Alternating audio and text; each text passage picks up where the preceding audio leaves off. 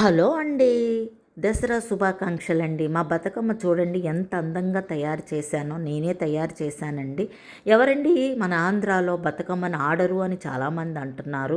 కానీ మన ఆంధ్రాలో కూడా సెలబ్రేషన్ బాగా జరుగుతుందండి. మెయిన్ విజయవాడలో బతుకమ్మని బాగా చేస్తారు. ఈ ఇయర్ బాగా చేశారండి.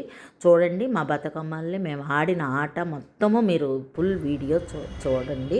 చూస్తేనే అర్థమవుతుంది ఫుల్ వీడియో. స్కిప్ చేయకోకుండా చూడండి లాస్ట్ వరకు. నేను నా బతుకమ్మని నేను ఎలా ప్రిపేర్ చేశానో చూడండి. మాకు ఇంట్లో చాలా తులసమ్మలు ఉన్నాయండి. ఆ తులసి ఆకులని మరియు మాస్పత్రి అంటాము కదా, ఇదివరకు మనం పూలల్లో వేసుకునే వాళ్ళము, అవి ఉన్నాయి. తమలపాకులు ఉన్నాయి.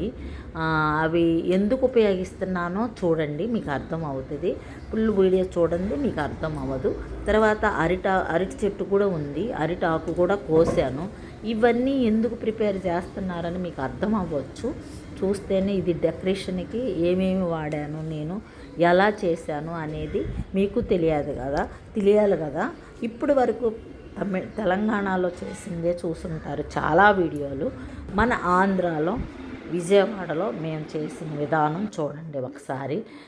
మేము ఈ ఇయరే స్టార్ట్ చేద్దామని మా ఫ్రెండ్స్ అందరం కలిసి. చూడండి ఎలా ప్రిపేర్ చేశాను. ముందుగా నేను అరటి ఆకు కోసుకొచ్చాను, అది చక్కగా కట్ చేసుకొని ప్లేట్ చూసారా, ఆ ప్లేట్లో పరిచాను నీట్గా. తర్వాత అందులో 2 తమలపాకులు పెట్టి, మరి అమ్మవారికి సంబంధించింది కాబట్టి పసుపు, కుంకుమ, గంధము పొడి వేసాను. తరువాత నేను ఈ బంతి పూలు కొనుక్కొచ్చాను మార్కెట్లో. ఎలా డెకరేట్ చేశానో చూడండి. ఏమిటి అలాగ బారుగా ఉన్నాయనవచ్చు మీరు. కొత్త చీపురు కట్టు ఉంటుంది కదా, ఆ పుల్లలు కట్ చేసి నేను కడిగి క్లీన్ చేసి చక్కగా గుచ్చానండి బంతి పూలకి. ఇలా డెకరేషన్ చేశాను.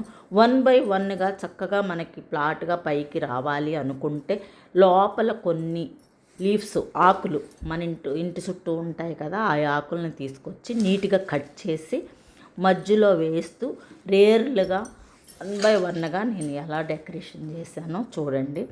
నాకు వచ్చే విధానంతో చేశాను. నేను ఎప్పుడో చిన్నప్పుడు మా అమ్మగారు ఊరిలో చేసేవాళ్ళమండి. మేము చాలా బాగా చేసేవాళ్ళం. నేను 10th క్లాస్ చదివినంత వరకు కూడా మేము చేస్తూనే ఉండేవాళ్ళం మా ఊర్లో, విలేజ్లో. ఇప్పుడు నేను ఇన్ని సంవత్సరాలకి 30 years తర్వాత ఈరోజే నేను బతుకమ్మను అనేది చూడటం, చేయటం, ఉండటం, సెలబ్రేషన్ చేసుకోవడము. చూసారా నేను తయారు చేశాను. ఎలా తయారు చేశానో చూడండి. తర్వాత పూర్తి అయిపోయిందండి నా బతుకమ్మ. తర్వాత గౌరీ దేవిని తయారు చేయాలి కాబట్టి ఆ పసుపులో ఎలా తయారు చేశానో మీరే చూస్తూ ఉన్నారు కదా వీడియోలో. అలా తయారు చేసుకొని పైన అలంకరించాను. నేను ఎలా చేశాననేది మీ వీడియో కోసమే నేను పెడదామన్న ఉద్దేశంతోనే నేను ఈ వీడియో తీయటం జరిగింది. నేను ఏదైనా తప్పు చేస్తుంటే నన్ను క్షమించండి. ఫస్ట్ టైం కదా నేను చేసేది. ఈ ఆనందంతో వీడియో తీసి పెడుతున్నాను. మీరు ఎవరు కామెంట్ చేయొద్దు, ఏమి అనుకోవద్దు, తప్పుగా అనుకోవద్దండి. ఈ విధంగా చేశాను నేను. ఇలా ఉంది నా బతుకమ్మ. తర్వాత 2 చేశానండి. ఇది ఒకటి, ఇంకొకటి కూడా తయారు చేశాను.